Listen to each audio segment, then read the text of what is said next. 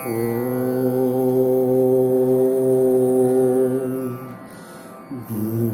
കരോതി വാചാലം പങ്കും ലംഘയതേ ഗിരിം യൽകൃപാത്തമഹം വന്ദേ പരമാനന്ദമാധവം. ഓം നമോ ഭഗവതേ വാസുദേവായ. ഓം നമോ നാരായണായ. സദ്ഗുരുഭ്യോ നമഃ. ശ്രീമദ്ഭാഗവതം ഏകാദശസ്കന്ധം വിംശോധ്യായം 20ാമത്തെ അധ്യായം. ഉദ്ധവ ഉവാച വിധിശ്ച പ്രതിഷേധശ്ച നിഗമോ ഹീശ്വരസ്യതേ അപേക്ഷതേ രവിന്ദാക്ഷ ഗുണം ദോഷം ച കർമ്മണാം. ഉദ്ധവൻ പറയുകയാണ്, ഭഗവാനെ, ഈ വിധി നിഷേധങ്ങൾ, വിധിച്ച പ്രതിഷേധിച്ച വിധി നിഷേധങ്ങൾ, അതുമാതിരി ആ ഗുണം ദോഷം, ഓരോ പ്രവൃത്തികളിലെ ഇന്നത് ഗുണകർമ്മം ഇന്നത് ദോഷകർമ്മം, ഇതൊക്കെ എങ്ങനെയാണ്, ഇതെല്ലാം നിഗമം വേദങ്ങളായിട്ടുള്ളതാണ് അതൊക്കെ വിസ്തരിച്ച് പറഞ്ഞുള്ളത്. ഈ വേദങ്ങളെന്ന് പറഞ്ഞത് എങ്ങനെയാണ്, അത് അങ്ങിൽ നിന്ന് ഈശ്വരസ്യ നിയന്താവായിരിക്കുന്ന അങ്ങയുടെ ആജ്ഞയാണ് വേദങ്ങളെന്ന് പറഞ്ഞു കഴിഞ്ഞാൽ. അപ്പോൾ അങ്ങ് തന്നെയാണ് പറഞ്ഞിട്ടുള്ളത് ഇന്നത് ഇതൊക്കെയാണ് വിധി നിഷേധങ്ങൾ, അതുമാതിരി ഇന്നതൊക്കെയാണ് ഗുണങ്ങൾ ദോഷങ്ങൾ എന്നൊക്കെ വേദങ്ങളിൽ പറഞ്ഞിട്ടുണ്ട്. ആ വേദമാർഗ്ഗമാണ് ചരിക്കേണ്ടതെന്ന് ആദ്യത്തിൽ പറയണ്ടായി. ഇതിൻ്റെ ഇടയിൽ അത്യാശ്രമിക്ക് ഇതിൻ്റെ ഒന്നും ആവശ്യമില്ല എന്ന് പറഞ്ഞു. ഇപ്പം കഴിഞ്ഞ അധ്യായത്തിൽ ഈ ഇതാണ് പറഞ്ഞ് ഗുണദോഷ ദൃശി ദോഷോ ഗുണസ്തൂപയവർജിത. ദോഷം ഇങ്ങനെ രണ്ടും വെവ്വേറെ കാണുക എന്നുള്ളത് യഥാർത്ഥത്തിൽ ദോഷമാണ്. അതുമാതിരി ഗുണം എന്ന് പറഞ്ഞാൽ എന്താ, ഗുണം എന്ന് പറഞ്ഞാൽ എന്താണ്, ഈ ഗുണവും ദോഷവും ഇല്ലാണ്ട് അതിന് മീതെ പോകുന്ന അവസ്ഥയാണ് ഗുണം എന്നൊക്കെ അങ്ങ് പറയണ്ടായി. അപ്പം അങ്ങ് ഒരു തത്വം പറയണു, അങ്ങ് പറയുന്ന വേദങ്ങളിലാണ് ഇതൊക്കെ വിധി നിഷേധങ്ങൾ ഗുണങ്ങളൊക്കെ ഉണ്ടായിരിക്കണം. അപ്പം എങ്ങനെയാണ് അതിനെ ആശ്രയിക്കേണ്ടത്, എങ്ങനെയാണ് ഏത് രീതിയിലാണ് മുന്നോട്ട് പോകേണ്ടത് എന്ന് ഉദ്ധവന് സംശയമായിട്ട് ചോദിക്കുകയാണ്.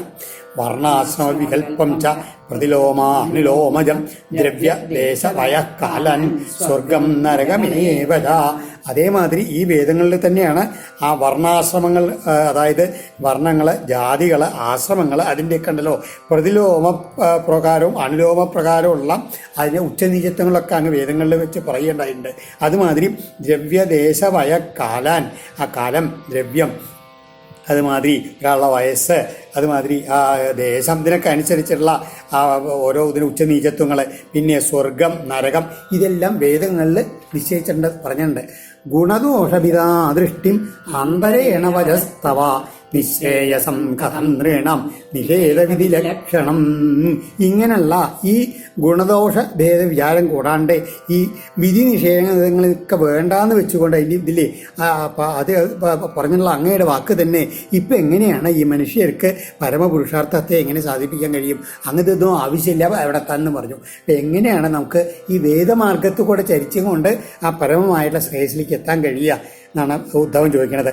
പിതൃദേവ മനുഷ്യാണാം വേദചക്ഷുസ്തവേശ്വര ശ്രേയസ്ത്വനുപലബ്ധേർത്ഥേ സാധ്യസാധനയോരവി. അങ്ങ് തന്നെയാണ് പറഞ്ഞിട്ടുള്ളത്. വേദങ്ങളെന്ന് പറഞ്ഞാൽ സാധാരണ മനുഷ്യന്റെ കണ്ണ് വേണ്ട രീതിയിൽ നേരായ മാർഗത്തിൽ നയിക്കാൻ വേണ്ടുള്ള കണ്ണതാണ്. പിതൃക്കൾക്കും ദേവന്മാർക്കും മനുഷ്യന്മാർക്കും ഒക്കെ അതാണ് ആ ശ്രേയസ് അനുപലബ്ധേർത്ഥേ. അതുമാതിരി എല്ലാവർക്കും ആ ശ്രേയസ് ലഭിക്കാൻ വേണ്ടിയിട്ടാണ് ഈ വേദങ്ങൾ നിശ്ചയിച്ചുള്ളത് പറയുകയാണ്.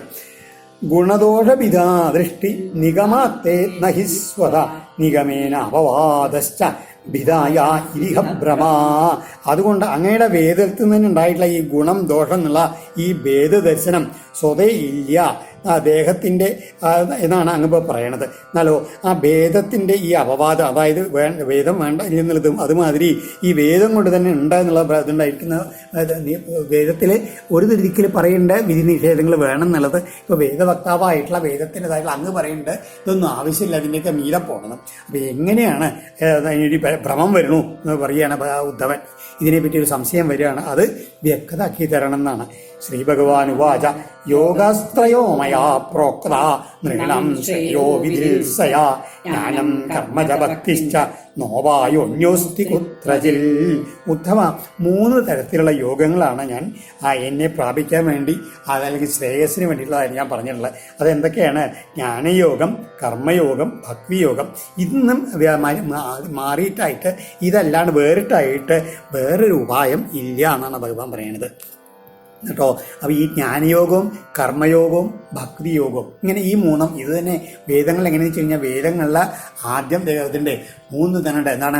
കർമ്മകാന്ഡം, അതുമാതിരി ഉപാസനാകാന്ഡം, അതുമാതിരി ജ്ഞാനകാന്ഡം. ഇങ്ങനെ 3 കാണ്ഡങ്ങളാണ്. ഇതിൽ കർമ്മകാന്ഡത്തിൽ നിന്നാണ് കർമ്മയോഗം ഉണ്ടായതെന്നാണ് പറയുക. ഉപാസനാകാന്ഡം അത് ഭക്തിയോഗമാണ്. പിന്നെയോ ജ്ഞാനകാന്ഡം എന്നുള്ള പരമമായ ജ്ഞാനവും. എന്നിട്ട് ഭഗവാൻ പറയാണ്, നിർവിണ്ണാനാം ജ്ഞാനയോഗോ ന്യാസിനാമിഹ കർമ്മസു തേഷു അനിർവിണ്ണചിത്താനാം കർമ്മയോഗസ്തു കാമിനാം. ഈ പ്രപഞ്ചത്തിലുള്ള എല്ലാ വസ്തുക്കളിലും അതുമാതിരി പ്രവൃത്തികളിലും വാസനകളിലും എല്ലാം വിരക്തന്മാരായിട്ട് നിർവിണ്ണന്മാരായിട്ട് ആൾക്കാർക്കുണ്ടല്ലോ, അവർക്ക് നേരിട്ട് ജ്ഞാനയോഗമാണ് ഞാൻ പറഞ്ഞിട്ടുള്ളത്.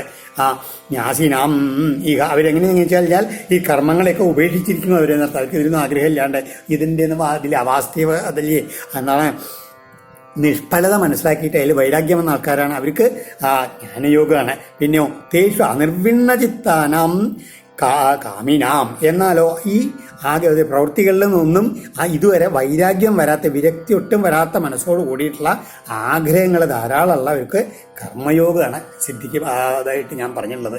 പിന്നെയോ എതിർച്ഛയാ മത്കഥാദോ ജാതശ്രദ്ധസ്തു യപ്പുമാൻ ന നിർവിണ്ണോ ന അതിസക്തോ ഭക്തിയോഗോസ്യ സിദ്ധിത. അതിൻ്റെ രണ്ടിലെ ഇടയിൽ കിടക്കുന്നൊരു കൂട്ടുണ്ട്. അവർക്ക് അത്ര വലിയ വൈരാഗ്യമൊന്നും വന്നില്ല. അതേ സമയത്തിന് നാ ആദിസക്തോ അമിതമായിട്ടുള്ള ആസക്തിയില്ല ലൗകിക വിഷയങ്ങളിൽ. പിന്നെയോ എതിർച്ഛയ മൽ കഥാതോ ജാതശ്രദ്ധസ്തു യപ്പുമാൻ.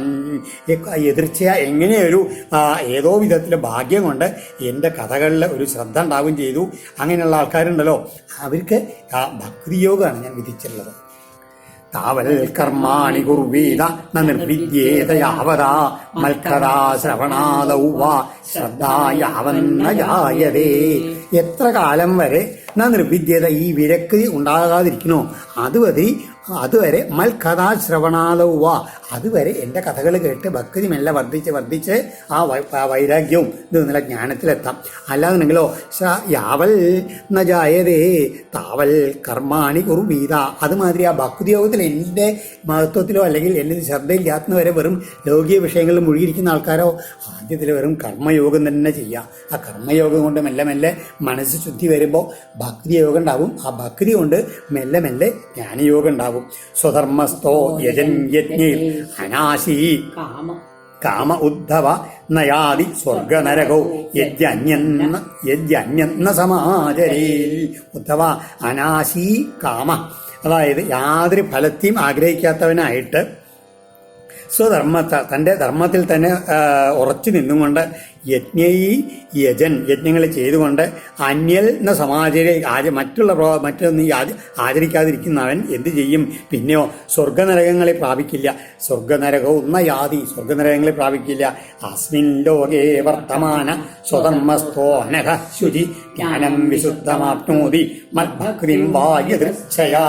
ഈ ലോകത്തിലെ ഈ ശരീരത്തിൽ ഇരിക്കുന്ന സമയത്ത് തന്നെ സ്വധർമ്മസ്ഥ തൻ്റെ ധർമ്മം തെറ്റാണ്ട് നടക്കുക. പിന്നെയോ അനഘനായിട്ട് പാപങ്ങളൊക്കെ ഒന്നും ചെയ്യാണ്ട് പാപങ്ങളൊക്കെ ഉപേക്ഷിച്ചിട്ട് ശുദ്ധനായിട്ടുള്ള നിർമ്മലമായിട്ടുള്ള ജ്ഞാനത്തെയോ അല്ലെങ്കിൽ ഏകാഗ്രമായിട്ടുള്ള എന്നിലുള്ള ഭക്തിയോ എതിർച്ചയാ വിചാരിക്കാതെ തന്നെ ചെയ്യും. എങ്ങനെ? ഈ സ്വധർമ്മം വേണ്ട രീതിയിൽ പ്രവർത്തിച്ചുകൊണ്ടിരുന്നു വെച്ചാൽ, ആഗ്രഹമില്ലാണ്ട് കാമമില്ലാണ്ട് പ്രവർത്തിച്ചുകൊണ്ടിരുന്നു വെച്ചാൽ മെല്ലെ മെല്ലെ ആ പരിശുദ്ധ ജ്ഞാനം ഉണ്ടാവാം. അല്ലാന്നുണ്ടെങ്കിലോ ഭക്തി ഉണ്ടാവാം. സ്വർഗിണോവി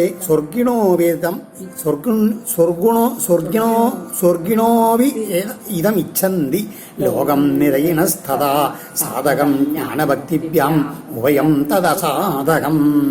സ്വർഗിണ അഭി, സ്വർഗത്തിലുള്ള ആൾക്കാരും കൂടിയിട്ട് അതുമാതിരി നിരയിണ നരകത്തിലുള്ള ആൾക്കാരും കൂടി എന്ത് ചെയ്യുന്നു? അവർക്ക് ഈ ഭൂമിയിൽ വന്ന് മനുഷ്യനെ ജനിച്ചിട്ട് ജ്ഞാനഭക്തിഭ്യാം സാധകം ഏതം ലോകം ഇച്ഛന്തി. അതായത് ഈ ഭൂമിയിൽ വന്നു കഴിഞ്ഞാൽ ജ്ഞാനം കൊണ്ടും ഭക്തി കൊണ്ടും ഇതിൽ നിന്ന് പറയാനുള്ള മോക്ഷത്തെ നല്ലേ മോക്ഷത്തെ പ്രാപിക്കാനുള്ള മാർഗം ഈ ഇഹലോകമാണ്, ഈ സ്വർഗം. അതുകൊണ്ട് ഈ ഭൂമിയിൽ വന്ന് ജനിക്കാൻ അവരൊക്കെ ആഗ്രഹിക്കണമെന്ന് പറയുകയാണ്. ഉഭയം തത് അസാധകം, ആ സ്വർഗ്ഗലോകത്തിലും ലോകത്തിലും കൊണ്ട് സാധിക്കില്ല. അവിടെ വെറും അനുഭവങ്ങൾ ഇതില്ല. അതെങ്ങനെയെന്ന് വെച്ച് കഴിഞ്ഞാൽ പുതിയതായിട്ട് കർമ്മങ്ങളൊന്നും അവിടെ ചെയ്യാൻ പറ്റില്ല. അതുകൊണ്ട് അവർക്കും ഈ ഭൂമിയിൽ വന്നിട്ട് ആ ഭക്തി കൊണ്ടോ ജ്ഞാനം കൊണ്ടോ ആ മോക്ഷത്തെ പ്രാപിക്കാനാണ് അവിടെയുള്ള വാസികൾക്കും കൂടി ആഗ്രഹം.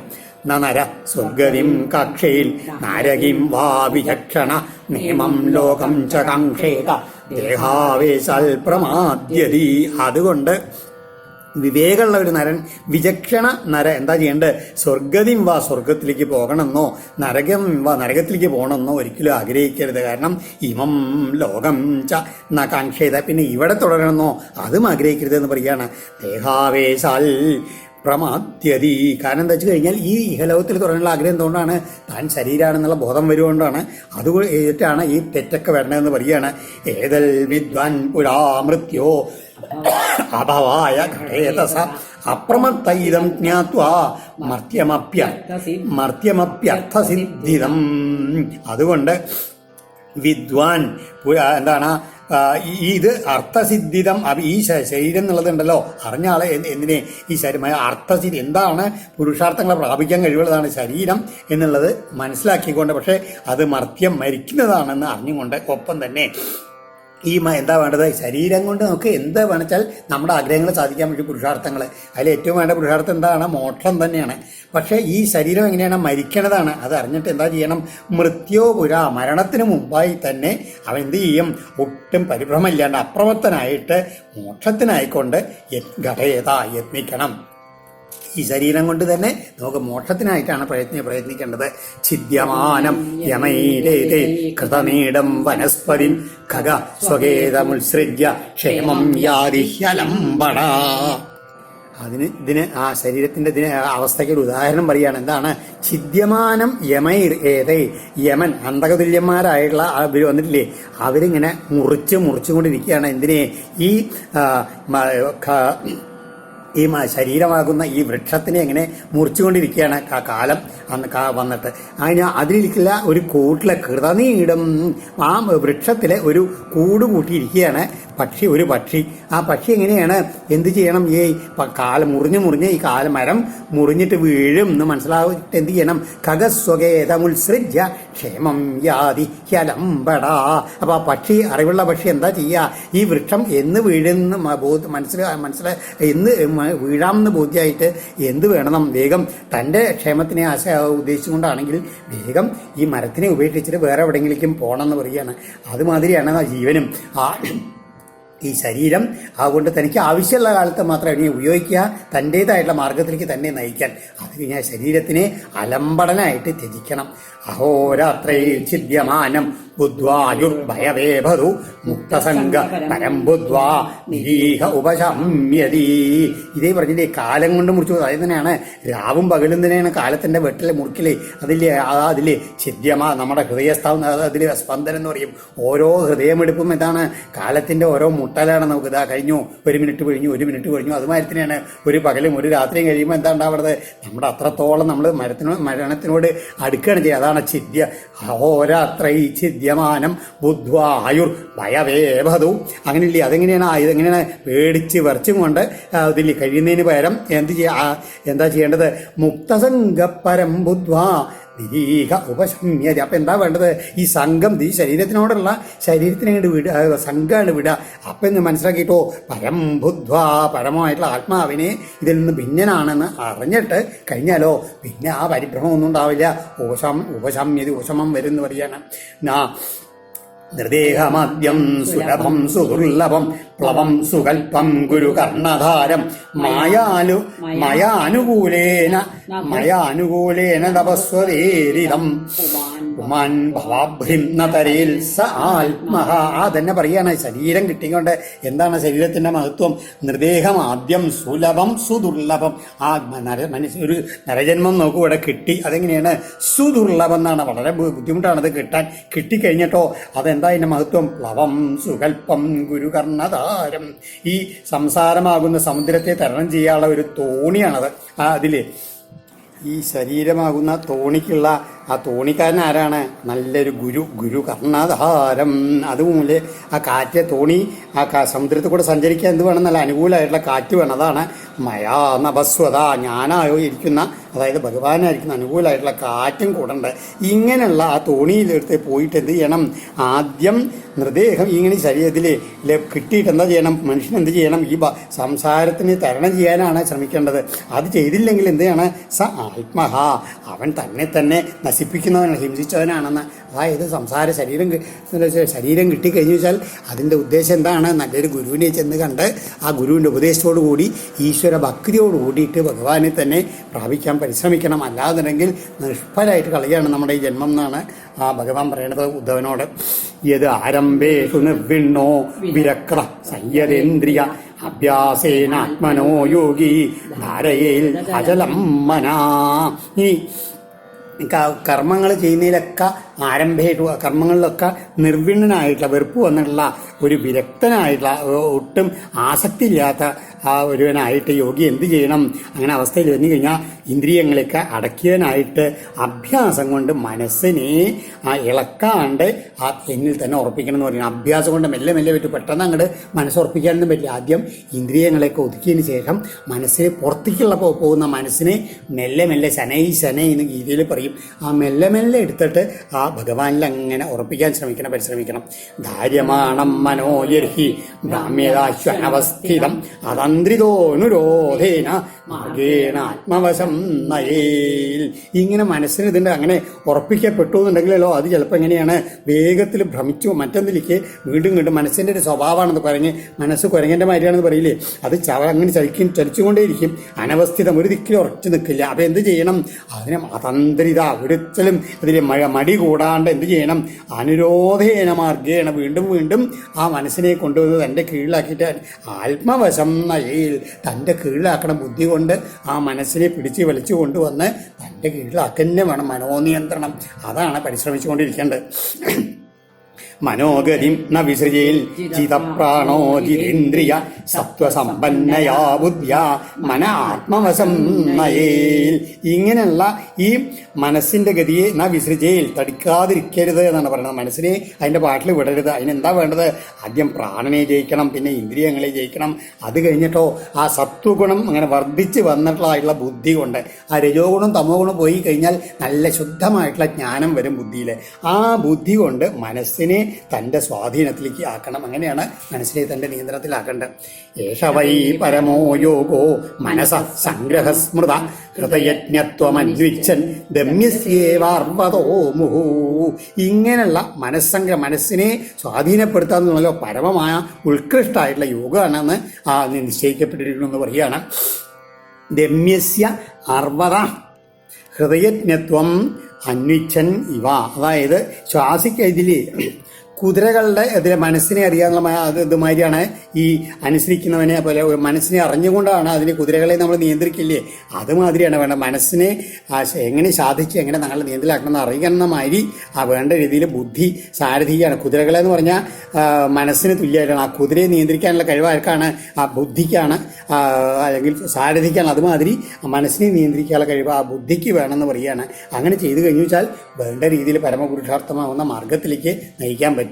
സാഖ്യേന സർവഭാവാനാം പ്രതിലോമാനുലോമത ഭവാപ്യയാവനുധ്യായേൽ മനോ യാവൽ പ്രസീദതി.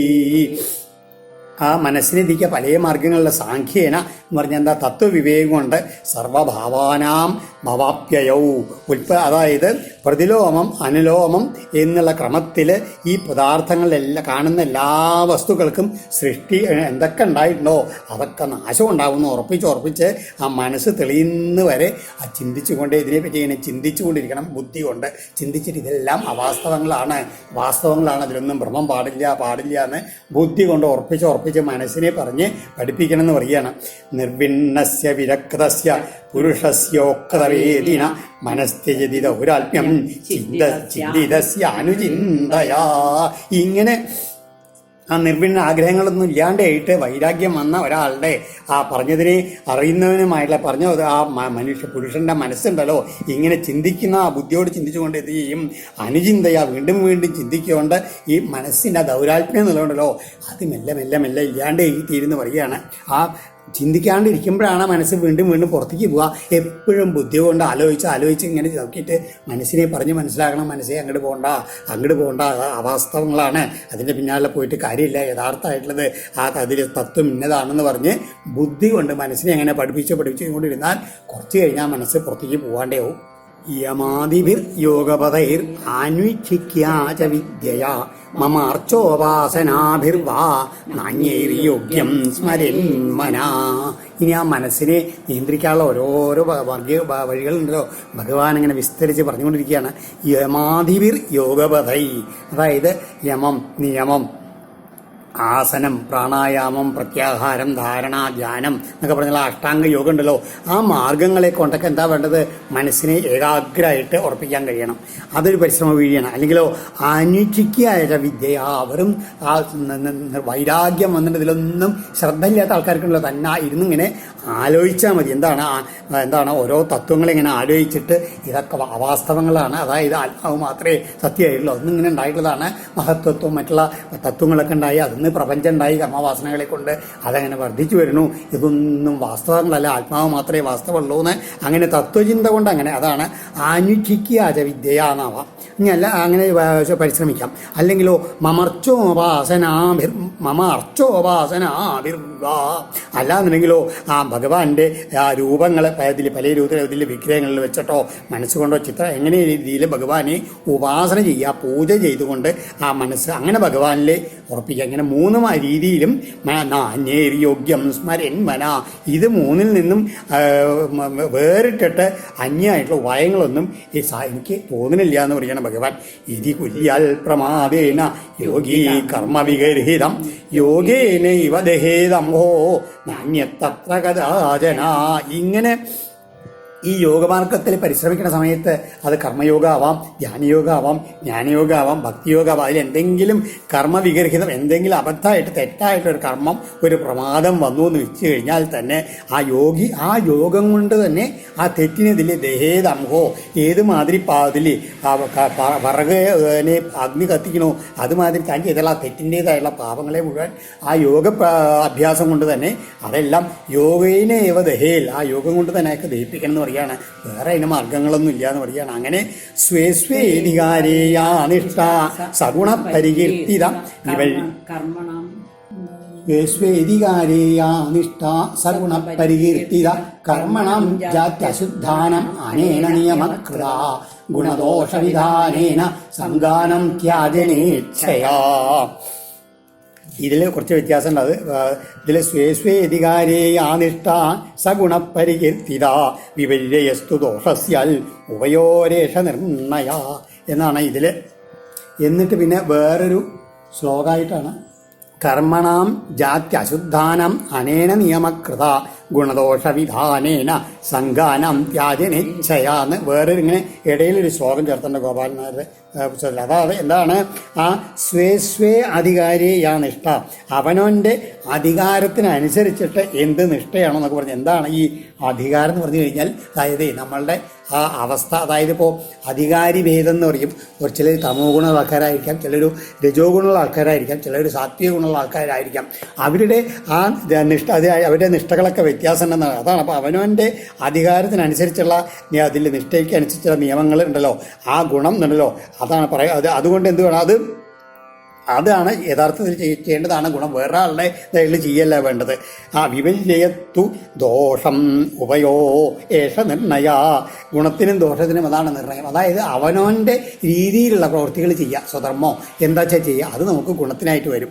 വേറെ ആളുടെ ഗുണത്തിനനുസരിച്ചുള്ളത് നമ്മൾ ചെയ്യാൻ പോകരുതെന്ന് പറയും, അത് ദോഷമായിട്ടാണ് വരിക. ജാതി അശുദ്ധാനം സ്വതേ തന്നെ അശുദ്ധങ്ങളായുള്ള കർമ്മങ്ങളുടെ ആ സംഘം കൊണ്ടുണ്ടല്ലോ, അത് ത്യാജനെ ഉപേക്ഷിക്കുന്നതിനുള്ള ആഗ്രഹം കൊണ്ട് ഈ ഗുണദോഷ നിശ്ചയം കൊണ്ട് ഒരു നിയമം ഉണ്ടാക്കിയെന്ന് മാത്രമേ ഉള്ളൂ. അതായത് അശുദ്ധങ്ങളായിട്ടുള്ള പ്രവൃത്തികളെ മെല്ലെ മെല്ലെ ത്യജിക്കണം എന്ന് പറയാൻ വേണ്ടിയിട്ട് ഈ ഗുണദോഷങ്ങളുടെ അറിവുണ്ടാക്കിയെന്ന് മാത്രമേ ഉള്ളൂ. യഥാർത്ഥത്തിൽ എങ്ങനെയെന്ന് വെച്ച് കഴിഞ്ഞാൽ നമ്മൾ സാധാരണ താഴ്ന്ന രീതിയിലുള്ള ആൾക്കാർക്ക് അപ്പം അത്ര തന്നെ അശുദ്ധിയില്ല. ഒരു ബ്രാഹ്മണൻ ഒരു ശൂദ്രൻ്റെ പ്രവൃത്തികൾ എന്തെങ്കിലും ചെയ്യുമ്പോൾ അതിലുള്ള അശുദ്ധി ഒരു ശൂദ്രൻ്റെ പ്രവൃത്തി ചെയ്യുമ്പോൾ ഇല്ല അത്. പക്ഷെ അത് അശുദ്ധിയില്ലേ ഉണ്ട്. ആ അശുദ്ധി ശൂദ്രൻ എന്ത് ചെയ്യണം, മെല്ലെ മെല്ലെ മനസ്സിലാക്കിക്കൊണ്ട് പ്രവർത്തിച്ചിട്ട് അത് ത്യജിച്ചുകൊണ്ട് ആ ത്യാജനേച്ഛയാ ചെയ്തുകൊണ്ട് നല്ലവനായി തീരാൻ പരിശ്രമിക്കണം എന്നാണ് പറയണത്. ജാതശ്രദ്ധോ മൽക്കഥാസു നിർവിണ്ണ സർവകർമ്മസു വേദ ദുഃഖാത്മകൻ കാമൻ പരിത്യാഗേപ്യനീശ്വര. അതിനുള്ള മാർഗം എന്താണ്? മൽക്കഥാസു ജാതശ്രദ്ധ, എൻ്റെ കഥകളിൽ എപ്പോഴും ശ്രദ്ധ ഉണ്ടാവുക. എന്നിട്ടോ എല്ലാ കർമ്മങ്ങളിലും വെറുപ്പ് വരിക. എന്നിട്ടോ ആഗ്രഹങ്ങളെ കാമങ്ങളെ മുഴുവൻ അതെല്ലാം അതിൻ്റെ ഫലം ദുഃഖമാണെന്ന് മനസ്സിലാക്കിയിട്ട് അത് ഉപേക്ഷിക്കുന്നതിൽ എന്നിട്ടോ അങ്ങനെ ആഗ്രഹം ഉണ്ടെങ്കിൽ കൂടിയിട്ട് പക്ഷെ ആഗ്രഹങ്ങളെ മുഴുവൻ പരിത്യാഗേപ്യനീശ്വര. അതായത് അങ്ങനെ ആഗ്രഹങ്ങളെ ത്യജിക്കണം എന്നുണ്ട്. പക്ഷെ അതിന് കഴിവില്ലാണ്ട് വരുന്ന സമയത്ത് എന്ത് ചെയ്യണം? തഥോപജേതമാം പ്രീത ശ്രദ്ധാലു ദൃഢനിശ്ചയ ജുഷമാണശ്ച താൻ കാമാൻ ദുഃഖോദർക്കാംശ്ച ഗരുകയൻ. അങ്ങനെ വരുമ്പോൾ എന്ത് ചെയ്യണം? എന്നിൽ ഭക്തി ഉറപ്പിച്ചുകൊണ്ട് എന്ത് ചെയ്യണം? ആ ദൃഢനിശ്ചയ പ്രീത ശ്രദ്ധ ഇനിയുള്ള ഭക്തിയോട് കൂടിയിട്ട് ദൃഢനിശ്ചയം ചെയ്ത് സന്തുഷ്ടി കൊണ്ട് ദൃഢനിശ്ചയം വന്നിട്ട് താൻ കാമാൻ ജുഷമാണ് ആ ആഗ്രഹ വിഷയങ്ങളെയൊക്കെ സേവിക്കുകയാണെങ്കിൽ കൂടിയിട്ട് അത് ദുഃഖഹേതുക്കളാണെന്ന് ഉള്ളിൽ മെല്ലെ മെല്ലെ ചിന്തിച്ചുകൊണ്ട് അതിനെ മനസ്സിൽ നിന്ദിച്ചുകൊണ്ട് മെല്ലെ മെല്ലെ എന്നെ ഭജിക്കണം. അപ്പം എന്താ വെച്ചാൽ ആ ഒരു പ്രവൃത്തി തെറ്റായിട്ടുള്ള പ്രവൃത്തി ചെയ്യുമ്പോൾ ആദ്യം നിർത്തിയില്ലാണ്ട് ചെയ്യും, തെറ്റാണെന്ന് പിന്നെ മനസ്സിലാക്കി തെറ്റാണെന്ന് അറിഞ്ഞുകൊണ്ട് ചെയ്യുമ്പോൾ ഒരു തൻ്റെ സ്വയം നിന്ദിച്ചുകൊണ്ട് ഒരു ജുഗുപ്സയോട് കൂടി ചെയ്യാൻ തുടങ്ങിയാൽ കുറച്ച് കഴിഞ്ഞാൽ ആ കർമ്മത്തിൽ നിന്ന് നമ്മൾ സ്വയം വിട്ടുപോരും. അതിന് എന്തേ മാർഗമുള്ളൂ?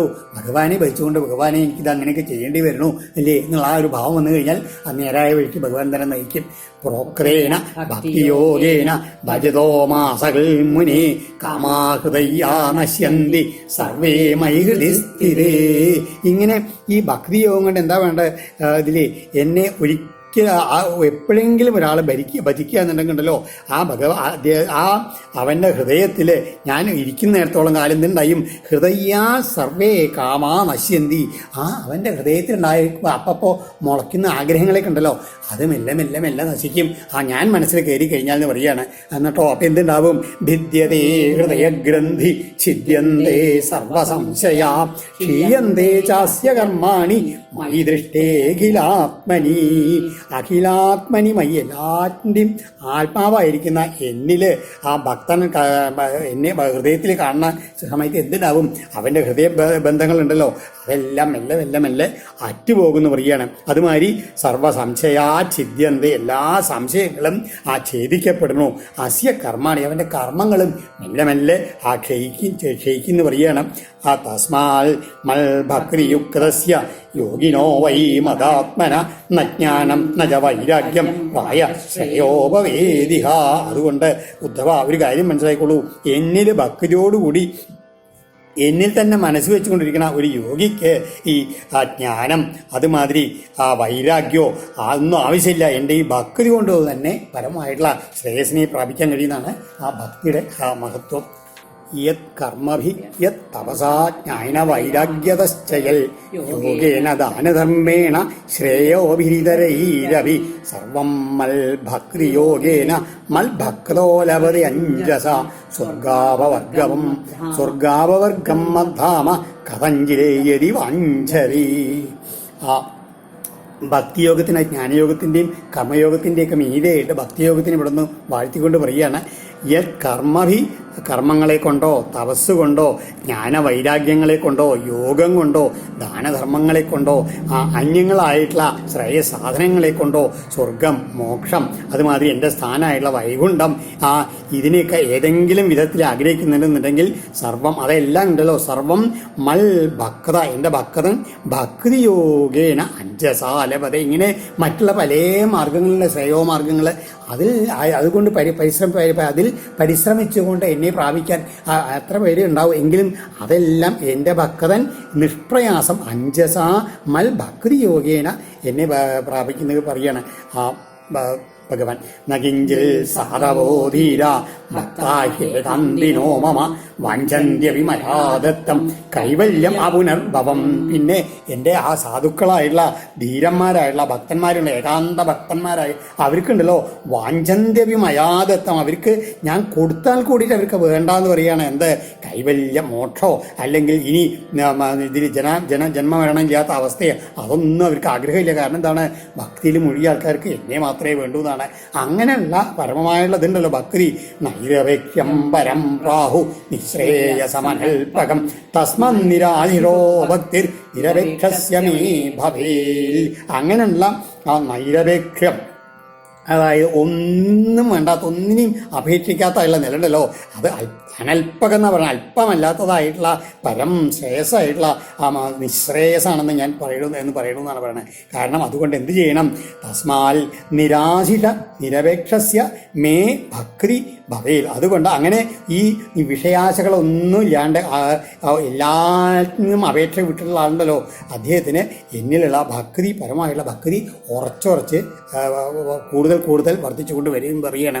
നമ്മ ഈ ഏകാന്തഭക്താനം ഗുണദോഷോത്ഭവ ഗുണ സാധൂനം സമചിത്താനം ബുദ്ധേ പരമുപേയുഷം. അങ്ങനെ എന്നിൽ ഉറച്ച ഭക്തിയുള്ള ആൾക്കാരില്ലേ, സമചിത്തന്മാരായിട്ടുള്ള അവർക്കുണ്ടല്ലോ, ബുദ്ധിയിൽ നിന്നും ഭിന്നമായിട്ടുള്ള ആത്മാവിനെ പ്രാപിച്ചവരുമായിട്ടുള്ള ആ സാധുക്കളായിട്ടുള്ള ഭക്തന്മാർക്കുണ്ടല്ലോ, പിന്നെ ഈ വിധി നിഷേധങ്ങളോ ഗുണദോഷങ്ങളോ ഒന്നും പാപങ്ങളോ പുണ്യങ്ങളോ ഒന്നും അവർക്കില്ല എന്നാണ് ഭഗവാൻ പറയണത്. ഏവമേ തന്മയാധിഷ്ഠാൻ അനുതിഷ്ഠന്തി മേ പഥ ക്ഷേമം വിന്ദന്തി മത്സ്ഥാനം യത് ബ്രഹ്മപരമം വിദു.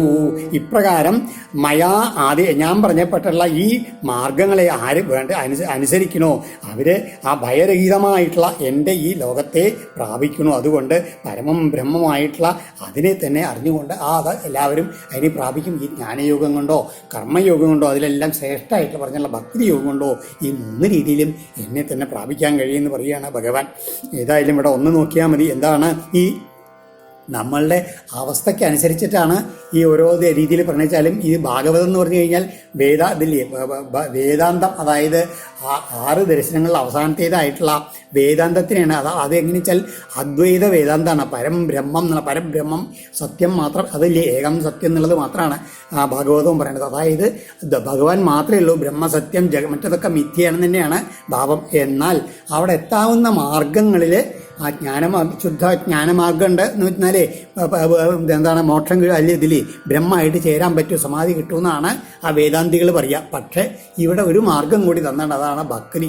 ആ ഭക്തി എങ്ങനെയെന്ന് വെച്ച് കഴിഞ്ഞാൽ ഭക്തന് മുക്തിക്കും വരായിട്ടുള്ള സ്ഥാനമായിട്ടുള്ള ഒരു 5ാമത്തെ പുരുഷാർത്ഥമായിട്ട് ഭക്തിയെ കണ്ടേണ്ടതാണ്. അതുകൊണ്ടാണ് ഈ ഭക്തിക്ക് ഇങ്ങനെ പ്രാധാന്യം കൊടുക്കുന്നത്. അതായത് ഈ ഭക്തനായിട്ടിരിക്കണം എന്ന് വെച്ച് കഴിഞ്ഞാൽ എങ്ങനെയെന്ന് വെച്ച് കഴിഞ്ഞാൽ ഭക്തന് ആ ഭഗവാനിൽ നിന്നൊന്ന് വേറിട്ട് നിന്നാൽ മാത്രമേ ആ ഭജനാനന്ദം ആസ്വദിക്കാൻ കഴിയൂ. അപ്പോൾ അതൊന്ന് വേറിട്ട് നിന്നുകൊണ്ട് തന്നെ അങ്ങനെ വേണച്ചാൽ കഴിയുക എന്നുള്ള മാതിരിയാണ് ശ്രീരാമകൃഷ്ണ പരമഹംസനൊക്കെ പറഞ്ഞിട്ടുണ്ട്.